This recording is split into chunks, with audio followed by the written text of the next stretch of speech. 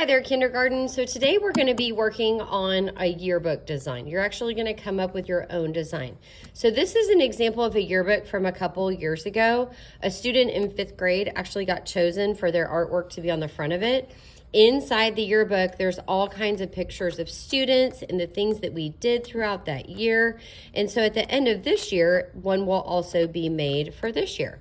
So if you notice, if I flip it over, there's also yearbook designs that got chosen for the back of the yearbook. There's kinder, first, second, third, fourth, and fifth. So somebody from kindergarten will win a spot on the back of our yearbook, which is very exciting. So what you're gonna do today is you are going to get a white piece of paper. You do not want to put your name on the front of your paper. In fact, you don't want to put any words at all. You're only going to draw images. Once you get your design done, you will flip your paper over and you will write your name and code on the back of your paper, okay? The teacher is going to tell you the design in just a minute, but what you want to think about is you want to have a design that covers the whole space of the paper. So you're going to do that in pencil. Once you know what your idea is, you're going to draw it in pencil. You want to make sure it takes up the space. You don't want some teeny tiny little drawing here in the middle and that's it. If you do that, it's not going to get chosen. It needs to be something that fills the space of the paper.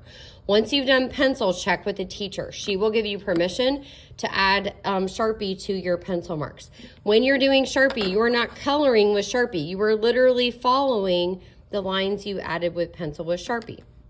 When you get done, if you have any pencil marks left, you can use an eraser and you can actually erase those pencil marks. For coloring, what we're going to color with today is colored pencils. Inside the colored pencil buckets, there should be little metal sharpeners in there if you need them. They're great for sharpening pencils, and as you notice, the bigger kids, they just do this inside the pencil box just like this, and then you leave the sharpener in there, okay? So you're going to color the whole paper. If your paper is not colored, it's not going to be chosen. So you need to make sure that it is the very best thing that you do.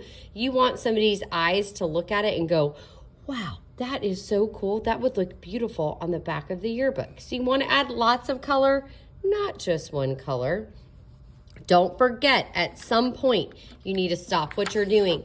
Make sure your name and code is on the back of your beautiful design. And I cannot wait to see what you've come up with. So now in a minute, the teacher is going to tell you what exactly you are going to draw.